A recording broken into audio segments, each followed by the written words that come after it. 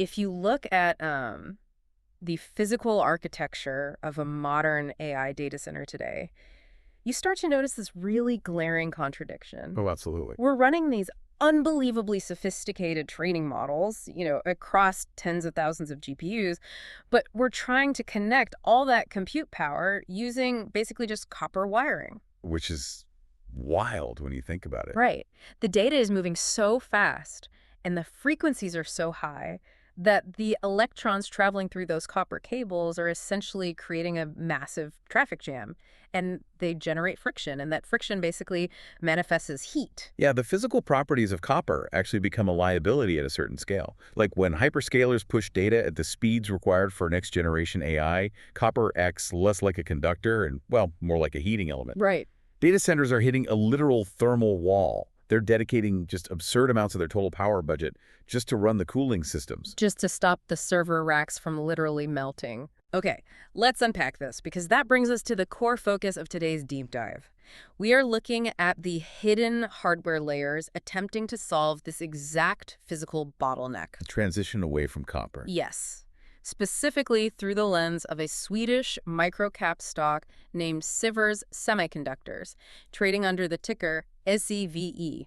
We're pulling from a bunch of stuff for you today. Their Q1 2026 interim report, which actually just dropped today, May 29, 2026. Fresh off the press. Exactly. Alongside some really detailed institutional analyses from Outlier Capital and Asymmetry Research. And of course, we've got the highly polarized, very loud debates currently tearing through retail investing forums like Wall Street Bets. Oh yeah, the divergence in how the market views this company right now is just staggering. Yeah. On one side, you have institutional deep dives projecting them as, the keystone to the next decade of optical computing. Yeah. The other side, you have retail bears pointing to just massive cash burn. So, our mission today is to cut through both the euphoria and the doom casting. We need to figure out if this, roughly $900 million company, actually possesses the foundational technology to replace all that copper wiring, or if their valuation is completely divorced from their manufacturing reality. Right. So starting with the transition from electrons to photons, the industry already knows copper is dead for short-reach AI connections. The shift to co-packaged optics, or CPO, is well underway, which brings light directly onto the silicon package. But standard silicon has a massive physical flaw when it comes to light, right? It does. It comes down to quantum mechanics, specifically something called an indirect bandgap. Okay. Basically, if you pass an electrical current through a direct bandgap material, the electrons drop from a higher energy state to a lower one. And the momentum aligns perfectly to release that excess energy as a photon, meaning as light. So the energy just pops out as a beam of light. Exactly. But silicon does not have that alignment. When an electron drops energy states in silicon, the momentum shifts and the energy is released as a phonon. Wait, a phonon with a P. Yeah, a phonon, which is just a quantum of vibrational energy. Meaning heat. Exactly. Yeah. Heat instead of light. You can pump all the electricity in the world into a standard silicon chip, and you will never, ever get a laser beam. You just get a tiny, incredibly expensive radiator. Wow. And that is the exact problem Sivers is solving, right?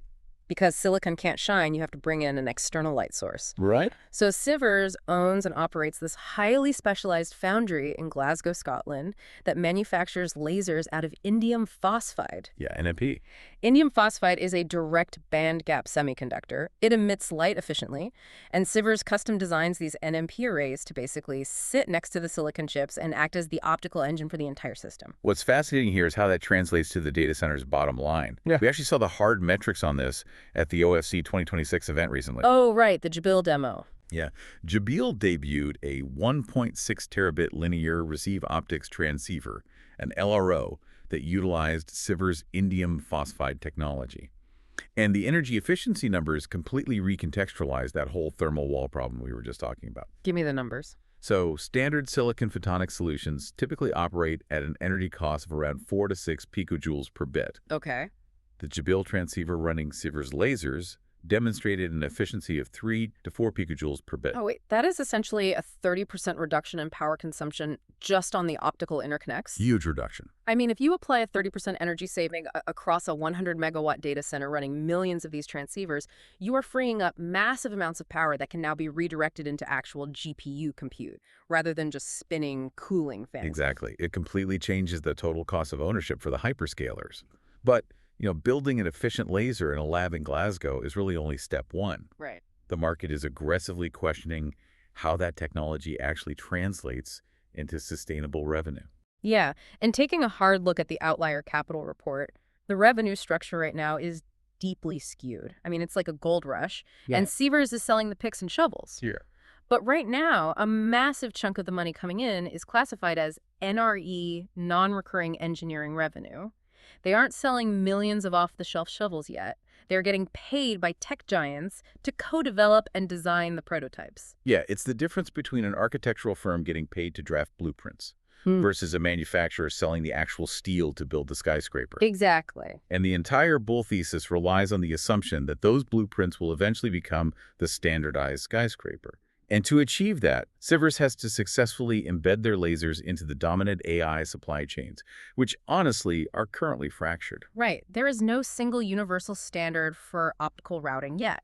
They're essentially acting as an arms dealer supplying both factions in this ecosystem war. That's a good way to put it. So on one side, Sivers supplies IR Labs, which is backed by the massive OCI consortium. That means NVIDIA, Broadcom, and Meta. Yeah. Heavy hitters. Right.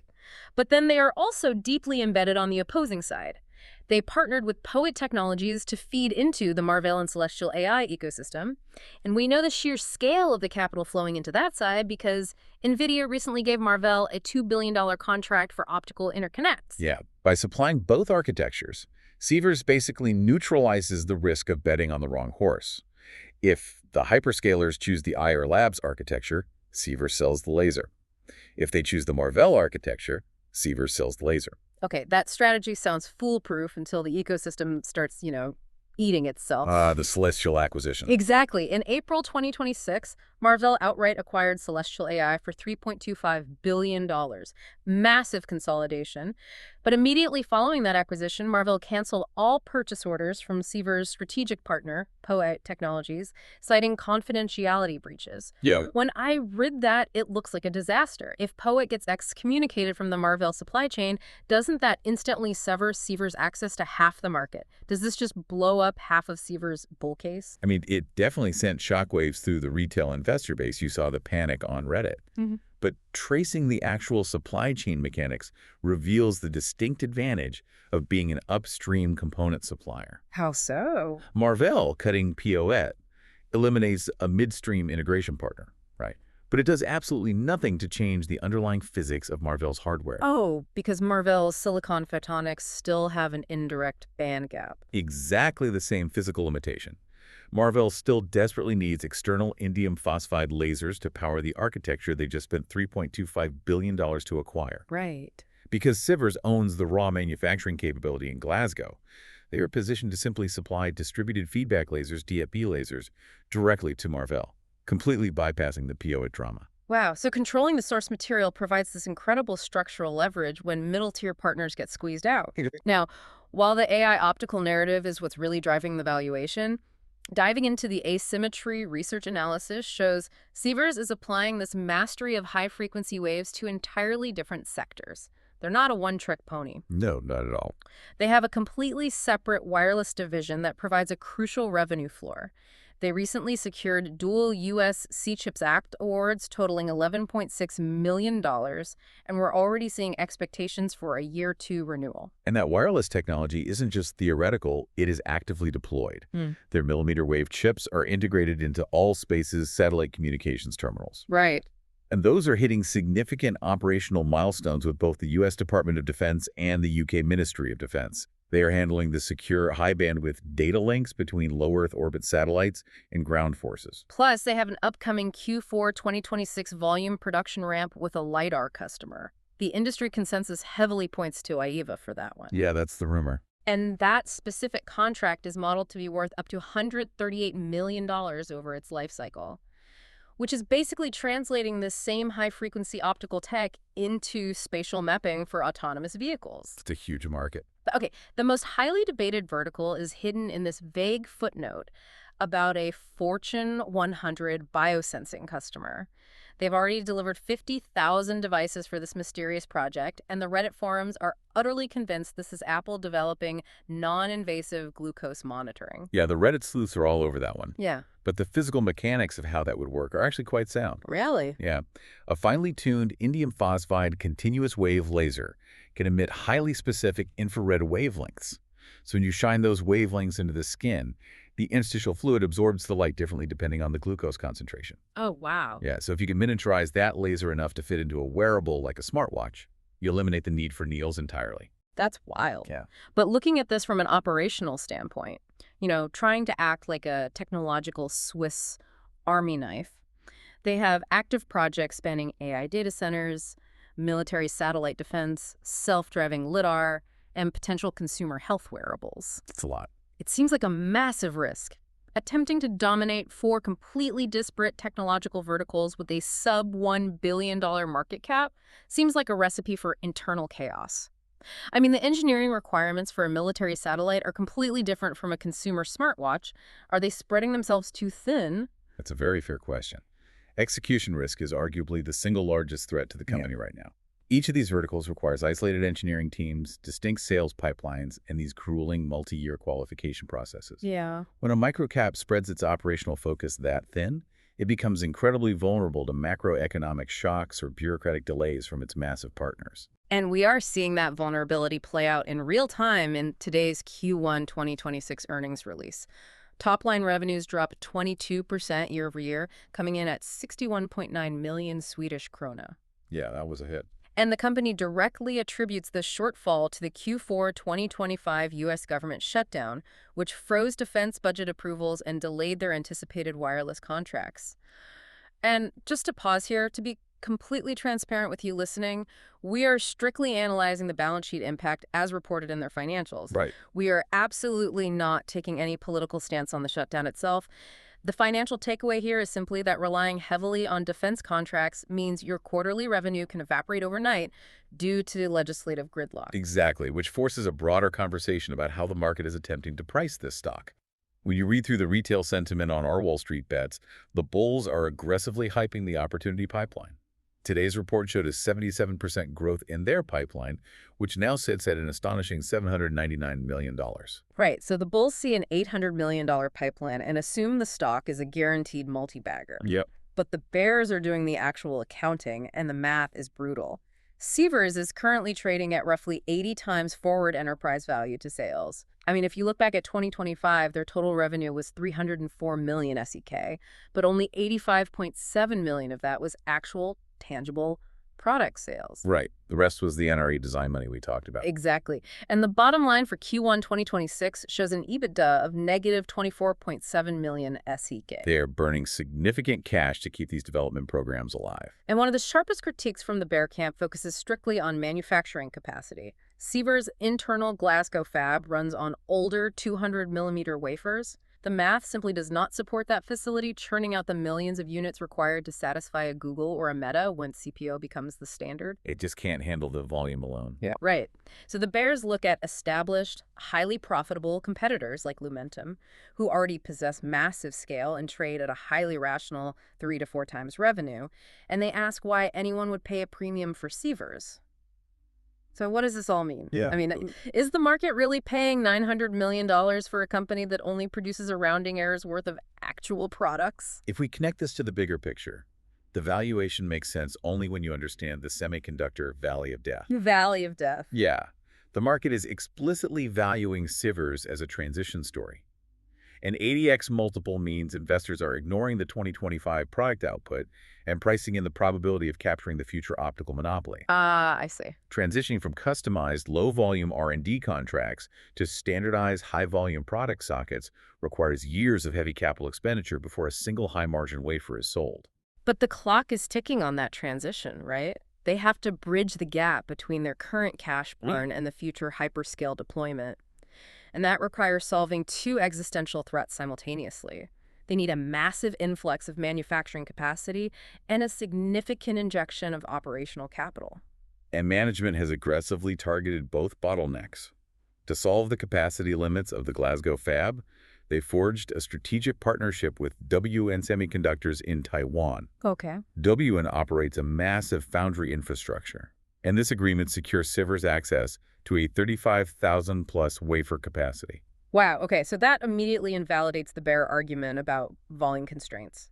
By outsourcing the mass production to Taiwan, Sivers can handle the actual physical requirements of a full-scale AI data center rollout, Exact. but that still leaves the capital problem. Funding that transition phase is incredibly expensive, which is why they are actively evaluating a dual listing on the NASDAQ New York. It's kind of like a minor league baseball player getting called up to the majors, right? Yeah, that's a great way to look at it. It brings massive liquidity and an entirely new universe of tech investors, but it also comes with a brutal scrutiny where accounting optimism meets economic reality. Oh, the level of scrutiny required for a U.S. listing is immense.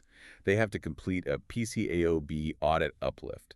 And the sheer complexity of retroactively adapting their European financials to meet those standards actually caused the delay in their 2025 annual report. It forces complete transparency. Absolutely. And while they navigate that audit process, they still have to keep the lights on, which explains the financial maneuvering we saw just this month. In May 2026, they executed a directed share issue to raise approximately 125 million SEK. Right. It dilutes the current shareholders, but it extends their runway through this critical transition phase. Which perfectly aligns with the timeline CEO Vikram Vatulya outlined in today's report. Yeah. He is making it very clear to the market that 2026 is strictly the qualification crucible. Meaning Meaning they are enduring the rigorous, painful testing phases with these tech and defense giants today so they can trigger multiple massive volume production ramps in 2027. So as you digest all of these moving parts, the AI infrastructure, the satellite uplinks, the potential for non-invasive health tech, the underlying narrative becomes very clear. The next time you read an article about the exploding computational power of generative AI or the thermal constraints of a new data center, you'll know that the ultimate solution isn't going to come from a software update. No, it's not. The true ceiling on our technological advancement is dictated by the physical limitations of the hardware. It is dictated by the friction of copper, the heat of standard silicon, and the companies like Sivers who are desperately racing to replace them with light.